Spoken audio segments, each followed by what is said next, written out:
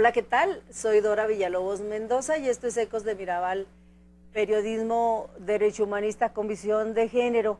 Fíjese que seguimos con estos programas especiales de reflexión, de análisis en el terreno electoral.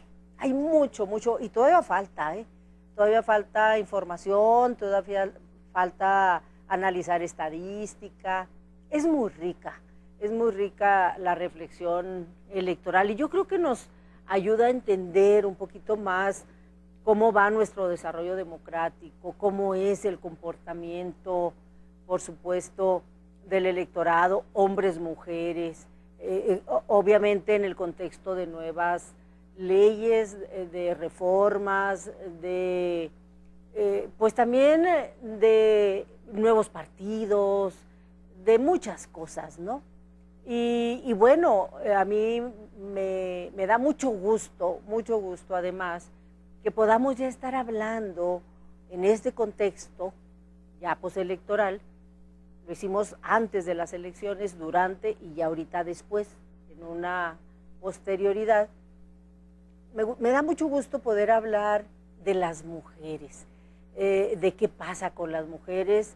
Se creó un observatorio, es muy largo el nombre, pero lo estamos identificando como el Observatorio de Género, porque es un observatorio que se crea desde el Instituto Estatal Electoral. De ahí viene la convocatoria, a donde acudimos mujeres interesadas en observar, como su nombre lo dice, observar las elecciones con visión de género. Y entonces participamos mujeres en lo individual, en lo personal, pero también de muchas organizaciones de mujeres académicas, antropólogas, sociólogas, muchas mujeres. Y entonces se está haciendo un ambiente de análisis, de reflexión desde ese espacio tan plural, tan dinámico, tan rico, pues del comportamiento electoral con visión de género. Y entonces de eso vamos a hablar hoy. Y a mí me da mucho gusto recibir aquí, para que me ayude a hacer este análisis, a María Elena Cárdenas. Ella es consejera ciudadana del Instituto Estatal Electoral y una participante muy activa, junto ahí con la consejera también Cata Espino, que del Observatorio de Género, que yo creo pues que vale la pena que la gente lo conozca más, que sepa qué andamos haciendo. Y yo creo que, bienvenida María Elena, primero que nada, bienvenida consejera, me da mucho gusto que estés acá. Y yo creo que tú tienes, porque nos has comentado ahí en el observatorio, y a mí me llama mucho la atención cuando tú comentas y analizas con mucha capacidad de análisis.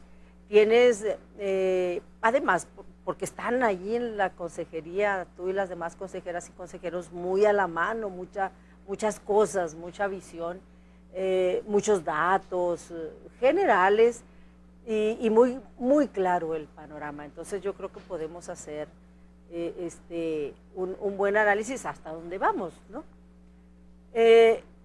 Antes de entrar de lleno en el tema del observatorio, que a mí me interesa mucho, ¿por qué no nos haces como un panorama general electoral de a dónde estamos, de cómo nos fue en general, a dónde estamos, y luego ya de manera particular a las mujeres, ¿no? Bienvenida.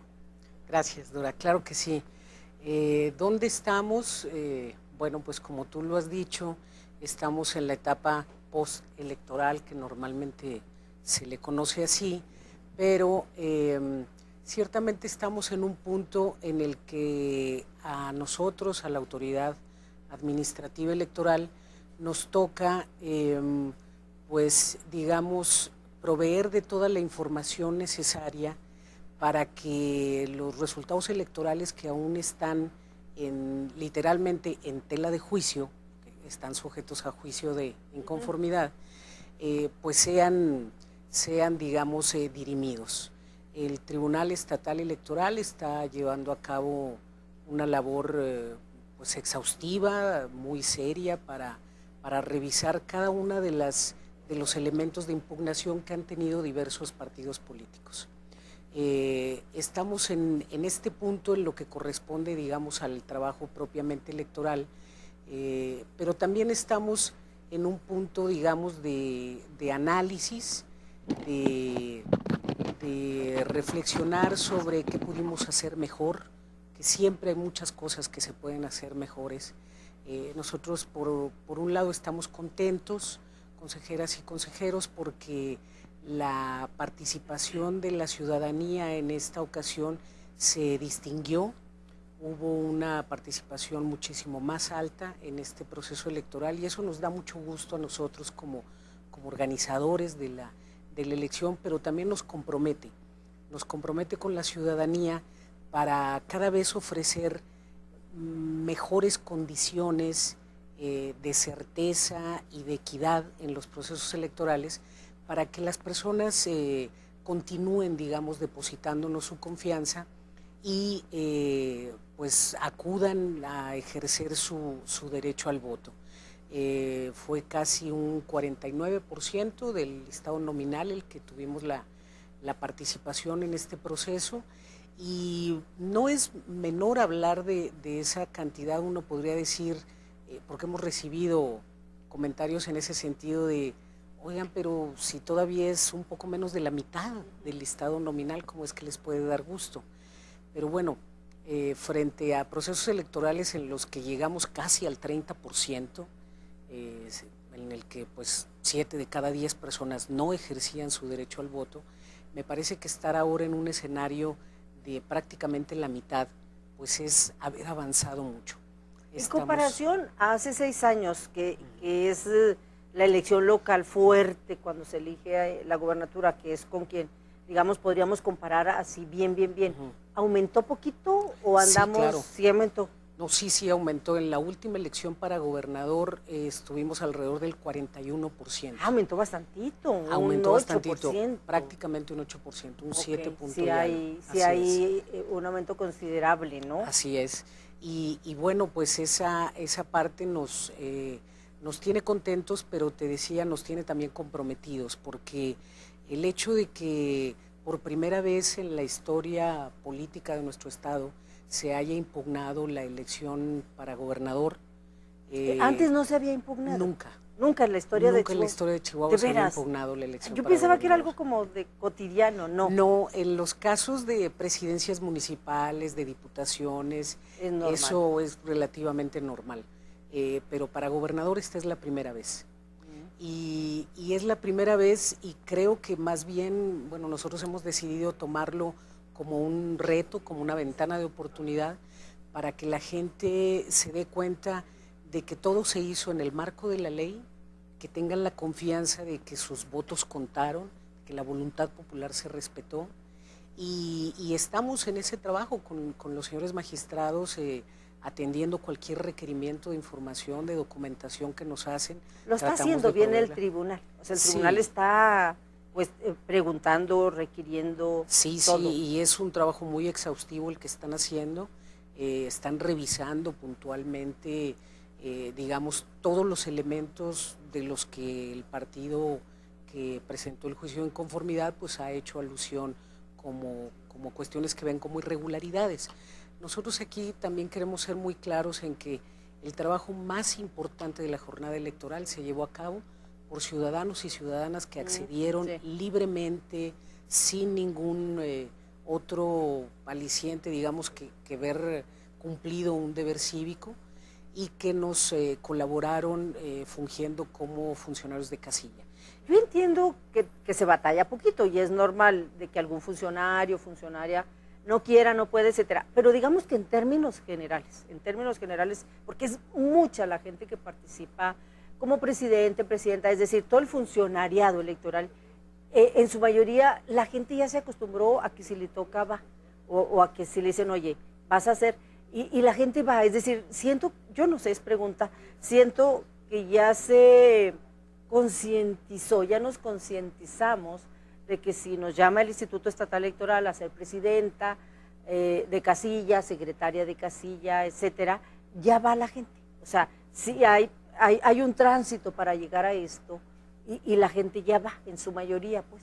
Sí, sí, en esta ocasión, bueno, la integración de las casillas correspondió al Instituto Nacional Electoral, al INE, no directamente a nosotros, por disposición constitucional, pero entendemos que fue un ejercicio difícil al principio en el sentido de ubicar a las personas, hacerles la invitación, invitarlas a los cursos de capacitación, pero una vez que estuvo hecho esta primera parte, ya se accedió con facilidad, digamos, a obtener ese consentimiento. Y bueno, lo tenemos reflejado en el hecho de que el 100% de las casillas en el estado se abrieron. Entonces, me parece que esto... Es un ejército. Más de 30,000 personas estuvieron comprometidas en alguna casilla electoral en el estado. Esto que comentas de la impugnación a la elección de gobernador es bien importante tenerlo como muy claro, y yo coincido en que es un reto para la autoridad electoral, porque no se está impugnando al candidato o candidata, al candidato que ganó, en este caso es un candidato que ganó, sino al proceso, ¿no? Y aquí me parece que es un reto, ¿por qué? Porque aunque nos han insistido, nos han informado mucho y ya tenemos varias jornadas ciudadanizadas en México a nivel estatal, federal, es a veces un poquito difícil entenderle a todo la parte técnica, ¿no? Pero me parece que es una oportunidad el saber que es muy importante esto que nos han dicho a veces, que la jornada debe tener certeza, que debe de tener confianza, etcétera. Estas características que a veces a lo mejor no le hacemos mucho caso, porque decimos, ganó, que si antes estábamos como muy, la ciudadanía muy enfocada en que si había habido o no fraude, entonces no le entendíamos a esto de la certeza, y entonces como que da la chance de que la gente le entendamos a estas características de la elección, ¿no? Sí, mira, sí tiene un elemento técnico, pero yo siempre he dicho que lo que no se puede explicar simplemente, pues ahí hay algo que habría que revisar, ¿verdad? O sea, las cosas, cuando tienes la certeza de lo que hiciste, cuando tienes la confianza de los resultados que estás dando a conocer, debe ser muy simple para ti explicarlo. Y el ejercicio que yo hago cuando me preguntan sobre la impugnación, yo les digo muy claramente, hubo una jornada cívica ejemplar, las personas acudieron a votar en un número superior al de otras jornadas. La diferencia entre el primero y el segundo lugar es de más de 8 puntos porcentuales, de casi 9 puntos. Eso son alrededor de poco más de 110,000 votos. Entonces, cuando yo trato de explicar la impugnación, digo, bueno, la voluntad popular no está en tela de juicio. La ciudadanía se manifestó con mucha claridad el 5 de junio del 2016 y eso es lo que a la autoridad electoral le toca defender. ¿Cómo le toca defenderlo? Mostrando sin ningún empacho los documentos que haya que ver, las actas de escrutinio, las actas circunstanciadas de las sesiones de cómputo, los protocolos mediante los cuales se entregaron las boletas, las constancias de que fueron recibidas las boletas, los paquetes electorales por cada presidente de casilla. Todo eso lo tenemos y lo tenemos perfectamente organizado.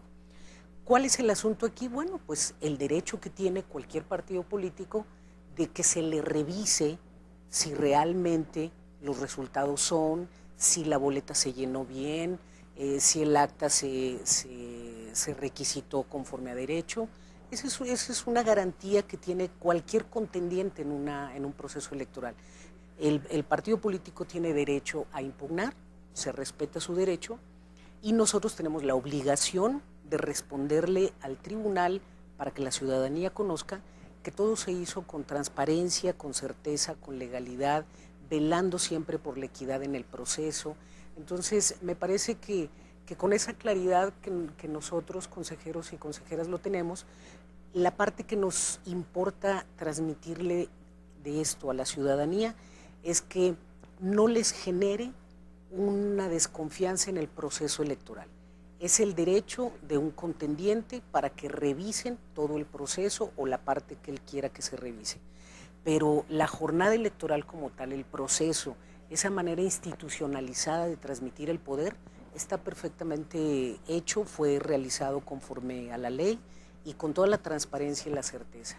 A nosotros nos preocupa mucho que se pudiera llegar a generar una desconfianza en la ciudadanía y que digan, oigan, no, pues las cosas no son tan transparentes como decían, o por qué dicen unos que faltan y otros que sobran, y no sucedió nada de eso. Hay en los partidos políticos, y esto, bueno, también hay que entenderlo, es parte de su trabajo, hay una estrategia jurídica y una estrategia de comunicación política. La estrategia jurídica son los documentos que tienen que presentar, los argumentos, los artículos de las leyes que tienen que invocar, etcétera. Y el partido sabe cuál es. Ese partido sabe cuál es y lo está impugnando ante la instancia competente, que en este caso es el Tribunal Electoral Estatal. ¿Cuál es lo otro? ¿Por qué el PRI está diciendo que no hubo certeza? ¿Por qué? Pues mira, yo entiendo que eso es parte de su estrategia de comunicación política. Y por eso digo, bueno, ahí es pues válido en tanto que ellos son contendientes. Malo ellos que no hubiera ese derecho de impugnar, ¿no? Claro, ellos buscan posicionar un discurso y están actuando en consecuencia. Están actuando en redes sociales, etcétera. Pero en el terreno jurídico, ¿qué argumento están dando? Pues en el terreno jurídico, que ahí es donde nosotros estamos absolutamente tranquilos, están señalando los errores en el llenado de las actas de cómputo. Y sí hay errores. Claro, y siempre se han dado este tipo de errores por una razón muy sencilladora. Los ciudadanos no son expertos en derecho electoral, no son expertos en el llenado de documentos electorales. Sí se les da un curso de capacitación, obviamente, pero tú te puedes imaginar una ciudadana o un ciudadano que está desde las 7:30 de la mañana, arma su casilla, abre a la votación, recibe a todos sus vecinos y vecinas para darles la boleta, etcétera. A las 6 de la tarde, desde las 8 de la mañana hasta las 6 de la tarde, se cierra la casilla, están representantes de todos los partidos políticos para organizar los votos primero, para contarlos. Primero se organizan cuáles son los válidos, cuáles son los no válidos, cada uno de los partidos que recibió, y se empiezan a contar. Y después se llena el acta, que en este caso hubo un llenado mucho más difícil, porque recordemos que hubo partidos que se presentaron en candidaturas comunes, en coaliciones parciales, en fin, hubo algunas figuras que eso hace que el conteo de votos sea un poco más demorado. Te pongo un ejemplo, hubo una casilla aquí en el municipio de Chihuahua que terminaron de contar casi a las 3 de la mañana. Fue algo fuera de proporción del resto, cierto, pero incluso en ese caso tenemos que los ciudadanos y ciudadanas de esa casilla quisieron cerciorarse de tal manera que contaron y recontaron y volvieron a contar, y hasta que todo el mundo estaba de acuerdo, llenaron el acta, firmaron, metieron todo y se dirigieron a la Asamblea Municipal para llevar el paquete. El cansancio, por qué no decirlo, la presión de que está la gente allá afuera esperando los resultados. Todos estos son elementos que pueden hacernos entender que es bastante comprensible que algún ciudadano se puede equivocar, pero no se va a equivocar en decir, en vez de 10 votos tuvo 100 un partido, o en vez de 100 tuvo 1000. No, por supuesto que no. Son errores de llenado, de horario, de a qué hora terminaron, de si terminaron antes o después. Todo ese tipo de cuestiones que, bueno, tampoco es que sean en todas las actas, pero sí hay algunas, ¿por qué no decirlo? Esas son las cuestiones de forma, las que están impugnando los partidos en ese juicio de inconformidad. Así muy es. Bien. Es bien importante, muy importante. Falta tanto, o sea, hay tanto que informar y tanto que entenderle, y ojalá que la gente esté interesada y siga interesada, y que todo lo que venga, impugnaciones, resultados, todo sirva para avanzar, para ir perfeccionando las leyes. Si se complicaron, pues bueno, se reforman para que se hagan los conteos más fáciles. Y se legitima, como dices tú, perdón que te interrumpa, Dora, se legitima también la autoridad. Cuando nosotros entramos y tomamos posesión de nuestro cargo, algunos partidos políticos nos tacharon de parciales, que todos pertenecíamos a un partido político. Curiosamente al que está impugnando al PRI. Curiosamente sí, era más, todos son del Entonces, PRI y es el PRI el que está impugnando. Está interesante, ¿no? Pues me parece, eso la verdad es que nos hace también sentir tranquilos, sí, porque incluso me parece que esos partidos políticos se dieron cuenta que nosotros somos un grupo de ciudadanos también y ciudadanas que queremos hacer bien nuestro trabajo. Nosotros como consejeros y consejeras, nosotros como funcionarios de partido o funcionarios de casilla.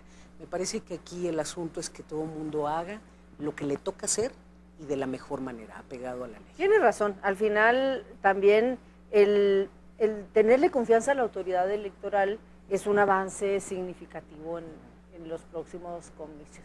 Nos vamos a ir a un corte, porque llegó Mechi Fernández, que se va a unir aquí a esta mesa de análisis, y regresando le vamos a entrar ahora sí de lleno al tema del observatorio de género, el tema de las mujeres en el terreno electoral. Vamos a un corte y volvemos. Espiga abierta entre perales. Regresamos, estamos en Ecos de Mirabal y bueno, yo le doy la bienvenida a Meche Fernández, que se suma aquí a nuestra mesa de análisis junto con María Elena Cárdenas. María Elena es consejera del Instituto Estatal Electoral y Meche, integrante del Observatorio de Género y muchas cosas, pero ahorita como del observatorio, exactamente. ¿Qué decimos del observatorio? ¿Por dónde le entramos y por dónde le damos? Porque ya hemos dicho aquí mucho por qué se formó y qué trae, pero habrá gente que no lo ha escuchado. ¿Hasta dónde vamos? ¿Se queda? ¿No se queda? ¿Por qué se tiene que quedar? Yo creo que el Observatorio de Género para la Participación Política de las Mujeres es un observatorio que debe trascender más allá de un proceso electoral.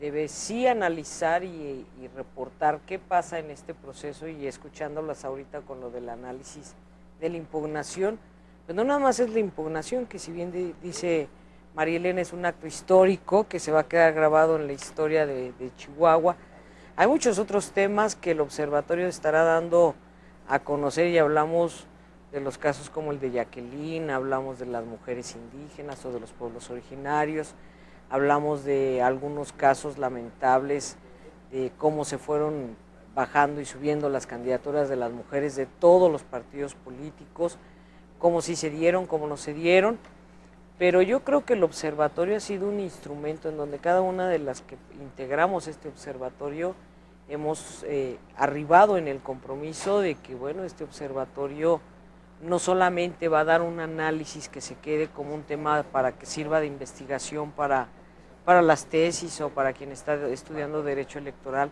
sino tiene que ser un órgano sombra que pueda no solamente observar los procesos electorales, sino toda esta, y me acuerdo mucho de una plática precisamente con María Elena, donde decía es que hay que ver toda esta ingeniería electoral que se hace, y bueno, no solamente la hacen los partidos, también la hace la ciudadanía, los grupos de afuera, incluso los grupos religiosos van viendo cómo se van haciendo estas ingenierías y cómo se van acoplando las piezas de este ajedrez, y bueno, eso es lo que le tocaría de primera instancia al observatorio estar dando. Y una de las cualidades que yo siempre le he visto a este observatorio, por lo cual creo que vale la pena seguir en él, es que hoy habla no solamente de un proceso de ir y votar o de emitir nuestra simpatía por un partido político o por un personaje que esté en una candidatura, sino habla de temas torales que son obviamente la participación política de las mujeres, pero también habla de los grupos vulnerables y habla de los presupuestos que se tienen que destinar para la formación de cuadros, habla de la observancia que se da en ciertas regiones con ciertas particularidades de todo el estado de Chihuahua, que a lo mejor quienes vivimos en la ciudad no las dimensionamos, pero cómo se da un proceso electoral en zonas como la Sierra Tarahumara, cómo se da ya en las fronteras con el estado de con Sinaloa, por ejemplo, que ahí hay otros entramados que tienen que ver de cómo se participa en los procesos electorales y cómo se imponen algunas voluntades, Y bueno, todas estas cosas hacen que el observatorio sea como muy rico en temas que dar a conocer, ¿no? Entonces, pues yo creo que por cualquiera de estos temas hay mucha tela de donde cortar. Sí, el observatorio está ahorita haciendo análisis, habrá pronto informes, habrá posicionamientos, va a haber cosas. Pero yo digo que de entrada el hecho de que se haya integrado ya es bien importante. Un gran logro. ¿A dónde piensas que deberíamos de ir? ¿Por qué es tan importante este observatorio y a dónde? A mí me parece, ojalá que lleguemos, yo creo que sí podemos aportar para una posible reforma que perfeccione nuestra ley electoral en el Estado, que nos permita en las próximas elecciones una participación de mujeres mejor, más equitativa, más aterrizada, etcétera. Ya arrancamos, pero tendrá que irse perfeccionando. Yo creo que este observatorio va a ayudar mucho para eso. ¿Tú cómo? Desde el instituto, porque además sí, me parece que tú y la consejera Espino, que la verdad, todos nuestros respetos, porque ella ha estado, híjole, súper interesada desde la creación y con esta supervisión de que sí se hagan las cosas y muy activa y con tanta chamba que tienen ustedes, tú y ella, mis respetos. Y entonces la visión que ustedes tienen desde el instituto me parece que es un aporte muy particular, ¿no? Sumado con la que tenemos acá desde las organizaciones. Sí, desde el instituto lo que vemos, mi compañera, la consejera Espino y yo, es, digamos, en eso ya también hemos estado hablando y tratando de llegar a claridades en los objetivos. En nuestra ley electoral tenemos plasmado el principio de paridad electoral, es decir, pues los partidos políticos tienen la obligación constitucional y legal de presentar el mismo número de hombres y de mujeres como candidatos y candidatas a cargos de elección popular. Eso sabemos que es una realidad legal y que por lo tanto se tiene que traducir en una realidad social. Hasta ahora, y en este proceso electoral lo vimos y lo observamos con un grado de crítica aguda también a los representantes de los partidos en la mesa del Consejo Estatal, es que cumplir con el principio de paridad les puede representar a los partidos políticos determinadas consecuencias según como ellos quieran tomar ese reto. Bueno, más bien, si lo toman como un reto para mejorar o si lo toman como una carga que tienen que cumplir y que tienen que ver de dónde sacan mujeres para postular. Desde allá, ¿ustedes notaron cuáles partidos lo vieron como reto de oportunidad y cuáles como carga? Es muy fácil de detectar. Creo que no es tan fácil, no es tan fácil, sobre todo porque como por ley tuvieron que cumplirlo. Sí hay algunos partidos que tuvimos que requerir porque les faltaban algunas mujeres en números, pero digamos que esta parte la cumplen con ese dato simple. Nosotras lo que hemos visto desde el Instituto Estatal, y ya lo hemos compartido al interior del observatorio, es que nosotras no podemos quedarnos ahí. Los partidos políticos son organismos de interés público, señala la Constitución, y precisamente por ser de interés público tienen derecho al financiamiento público, tienen derecho a que se les otorguen recursos provenientes de los impuestos que no son que poquitos, todas y todos, mucho dinero. Así es.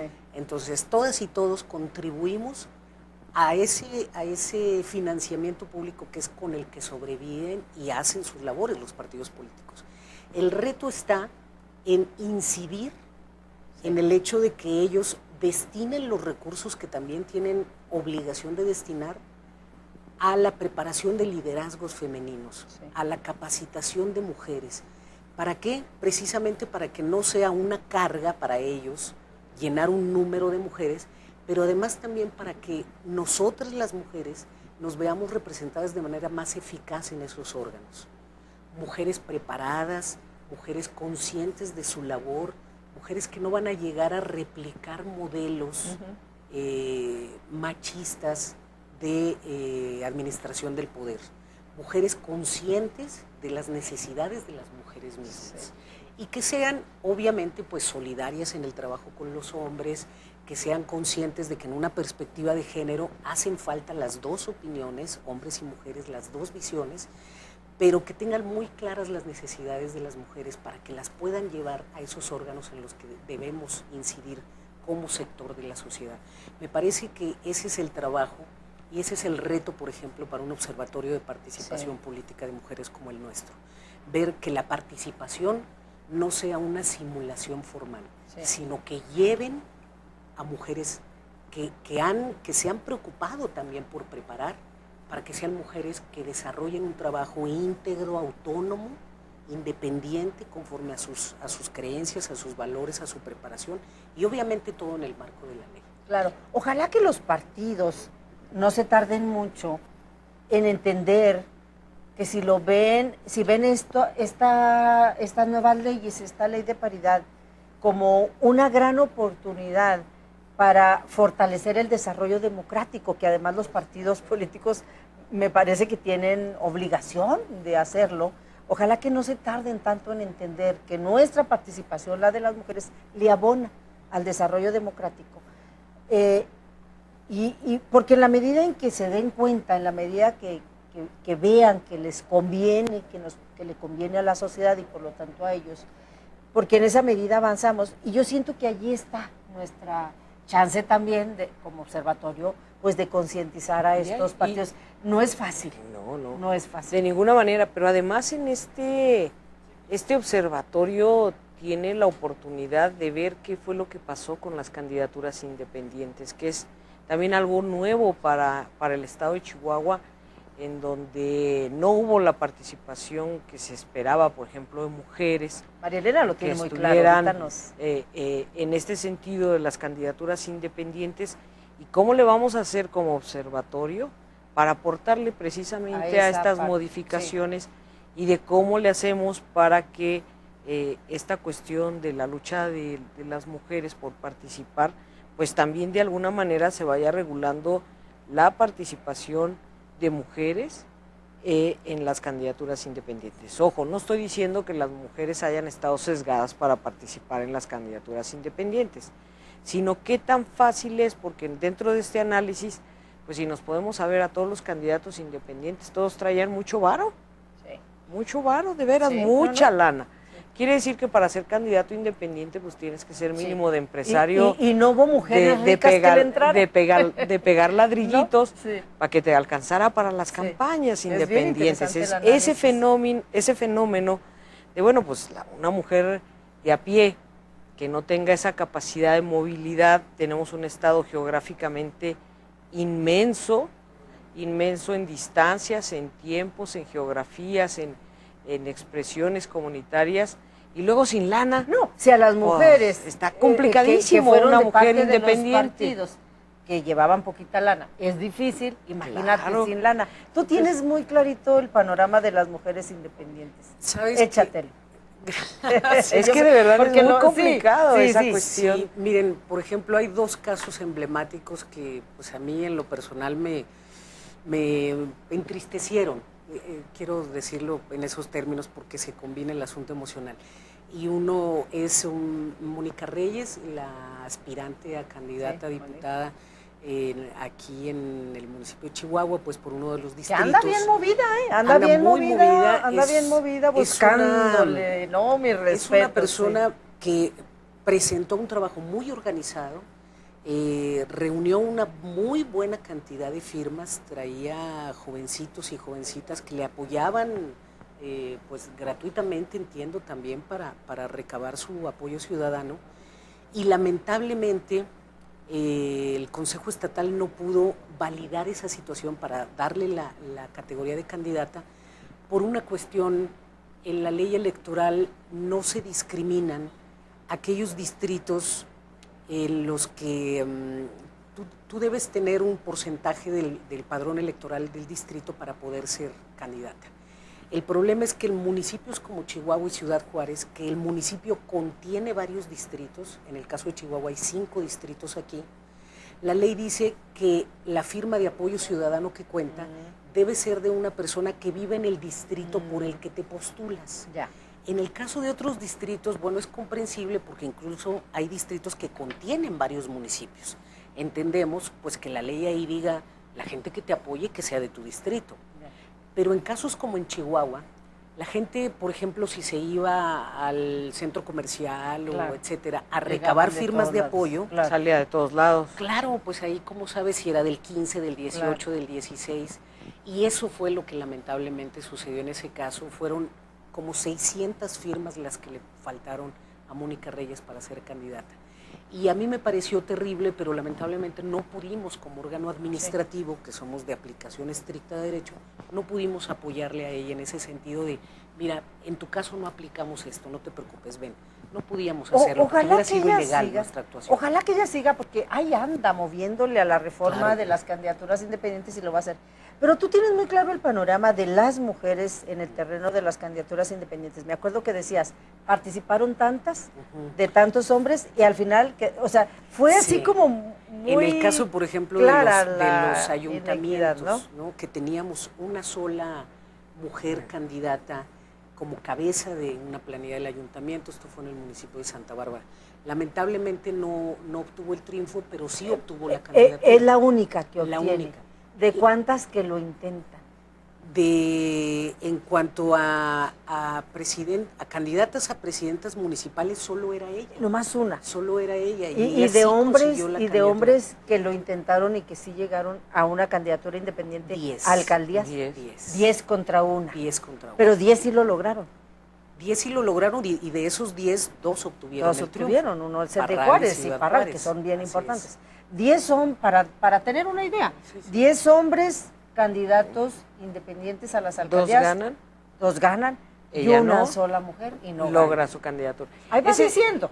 Ahí te va diciendo, y eso es precisamente lo que hace el observatorio, va sacando análisis y dices, bueno, a ver, ¿quién gana en Juárez? Contribuimos al gana final, un independiente que logra pasar el primer filtro que es obtener la candidatura, y luego aparte pues logra la presidencia municipal, que eso es también un hecho histórico, porque vamos a ver ahora el comportamiento de la relación municipio independiente o con gobierno elegido de manera independiente con el Estado. O sea, por eso te digo que el observatorio va a ir dando. Pero en el caso de las mujeres, me parecía que la participación desde las candidaturas independientes tiene todavía que ser analizado desde el marco jurídico. Sí, con esto de la igualdad de la participación de las mujeres, se debe de incluir incluso esto de las candidaturas independientes, porque el comportamiento global fue, y lo acabamos de decir ahorita, 10 hombres contra una mujer y otras tantas que se quedan fuera, que no logran la cuota. Y la otra también fue la participación de jóvenes. Yo me acuerdo que había un jovencito por el distrito 18 que hizo su esfuerzo y demás, y vaya que los jóvenes quieren participar y las jóvenes quieren participar, pero le faltaron firmas, es decir, con esto de que si vives en mi distrito y no vives en mi distrito y demás, pues ellos hacen grandes esfuerzos, son admirables la participación de los jóvenes y las jóvenes, en donde dices, híjole, ¿cómo se pueden quedar ellos tan cortitos a un pasito de ya merito logro la candidatura, ¿no? Entonces, hay mucho de dónde cortar, y también creo que en este proceso electoral la participación de las personas jóvenes fue bastante importante, y además ejemplar para las personas adultas, Sí. Yo creo que rompimos, a ver si ando yo bien, yo siento que rompimos muchos estigmas con la ley de paridad. Había el pretexto de que no había suficientes mujeres, que no iban a poder los partidos cumplir la cuota de michas y michas. Falso. Muchas mujeres, todas, no tuvieron problema los partidos en cumplir. Y yo entrevisté a montones, claro, poquitas en relación al total, pero me parece que un buen número para hacer un sondeo. Y no me tocó ni una que dijera que no quería, al contrario, todas estaban muy contentas, todas estaban bien entradas, todas estaban... Nomás ahí aguas con un detalle, porque hoy lo que hemos observado nosotros desde la comisión que me toca a mí, los partidos políticos, al verse tan acorralados con esta cuestión de la paridad del 50 y 50, pues prefirieron decir, en estos municipios no vamos, para que nuestra cuota de género sea menor. Antes se inscribían por inscribir los 67 municipios para que sumara lo que cayera en donde cayera.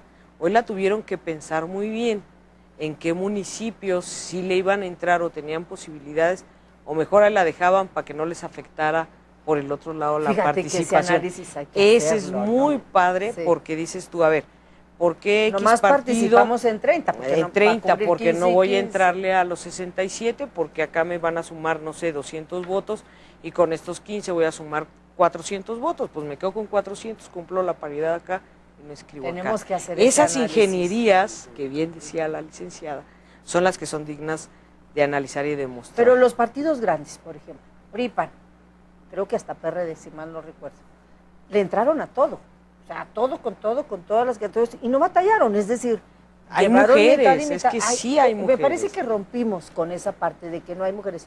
En y el luego caso del PAN sí se les tuvo que hacer un requerimiento porque les faltaba una mujer. Les faltaban, ¿no? Ajá, pero bueno, se resolvió, ahí el tribunal aplicó el principio, no solo velando por la paridad, sino también por la eficacia, ¿no? De que no fueran exclusivamente municipios históricamente perdedores. Que esa es la otra parte donde todavía nos falta, ¿no? Nos falta. Hay que abonar también. Me parece que todavía nos falta hacer ese análisis, a ver si sí.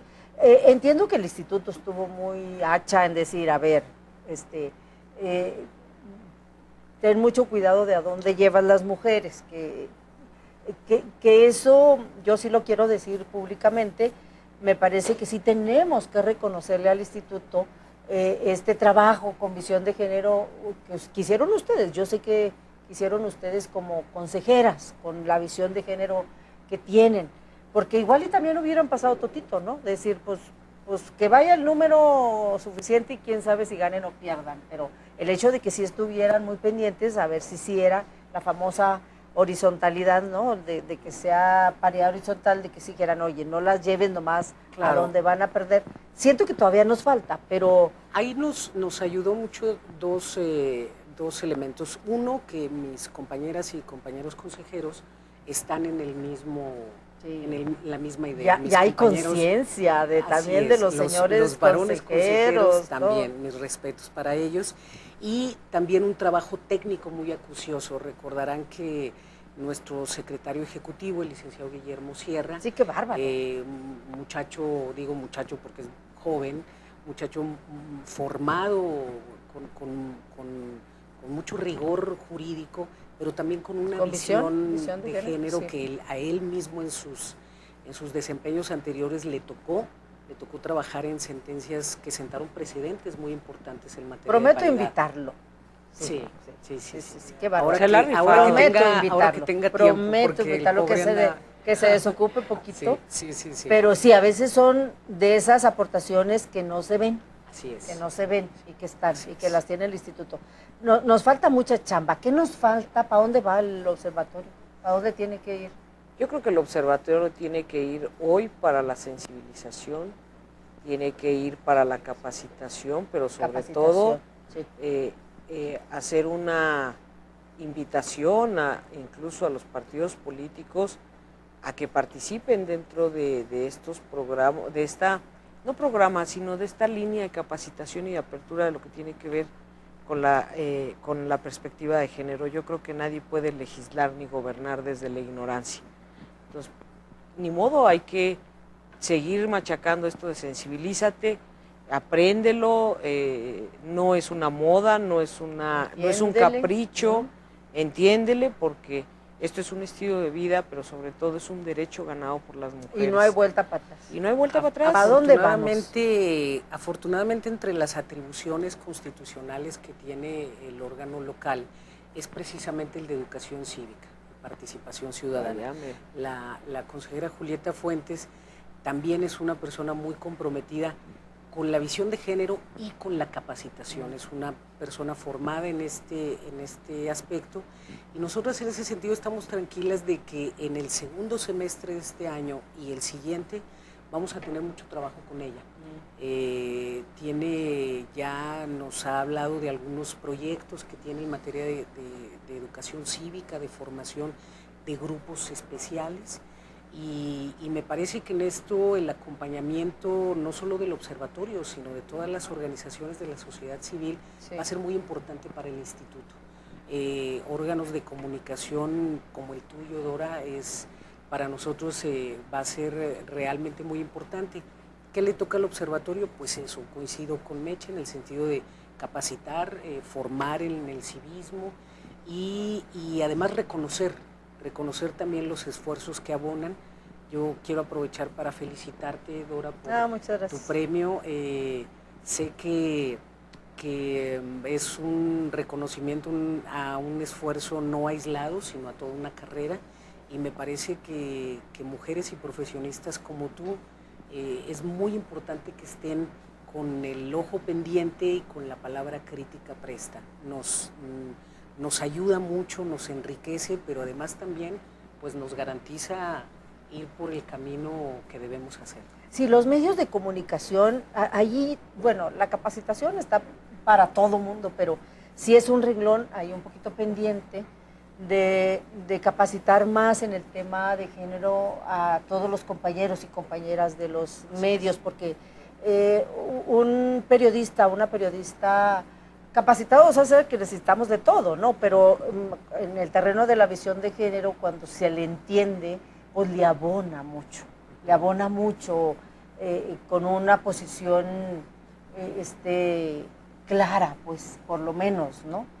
Y además algo que a mí me encanta del observatorio y que yo creo que, yo tengo como muchas esperanzas en mucha aportación, es la participación de las compañeras de las organizaciones, compañeras que tienen mucho caminito andado, mucho trabajo y un compromiso enorme.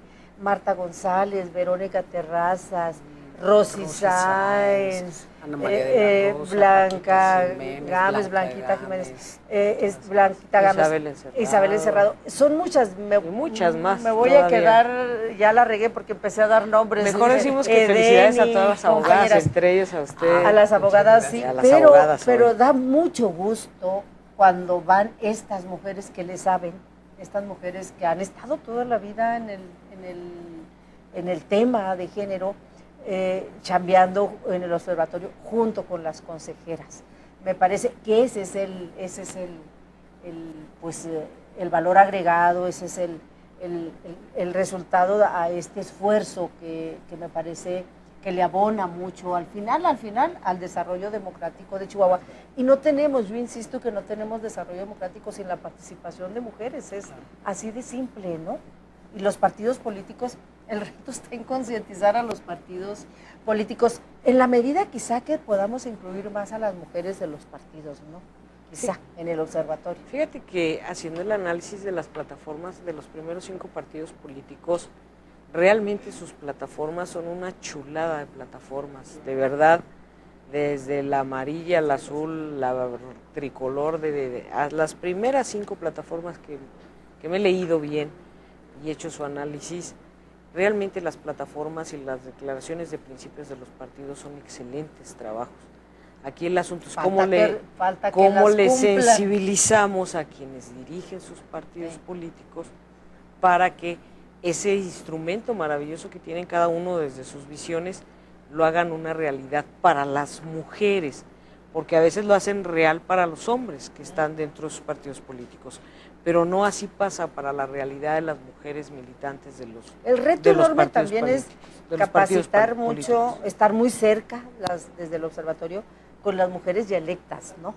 Todas estas, sí, híjole, porque, oye, todas las candidatas, todas las presidentas municipales que vamos a tener, en el caso de las diputadas, ya quedó que son mayoría mujeres. Ya se terminó el resultado oficial, ¿o todavía no? No, todavía no, porque precisamente como no tenemos las impugnaciones okay. Todavía no hay manera. Todavía no se hace la asignación. Esa asignación de diputaciones plurinominales está a cargo del Consejo Estatal. Nosotros somos quienes vamos a hacer eso, y bueno, pues en el momento hasta que se terminen todas las impugnaciones. Porque parece ser, podría ser que pudiéramos tener mayoría en el Congreso. Parece ser, habría que contar bien y todavía falta lo oficial, pero es que son muchas mujeres en las alcaldías, en las regidurías, en las sindicaturas, en el Congreso del Estado. Y bueno, también me parece que un pendiente del observatorio es darle seguimiento a la chamba de estas mujeres, echarles la mano, incluso criticándolas, incluso llamándoles la atención, y incluso de los compromisos de campaña. Su chamba, ¿no? Visibilizando su chamba. A mí me parece que es muy importante para cualquier persona, pero en particular ahora para una mujer que trabaja en el ámbito político, me parece que lo que le puede ayudar a tomar decisiones autónomas es sentir el respaldo. Sí. Tal vez por eso es que haya mujeres en partidos políticos que no abren totalmente sus posturas en favor de ciertas causas porque no tienen el respaldo de las estructuras de sus partidos.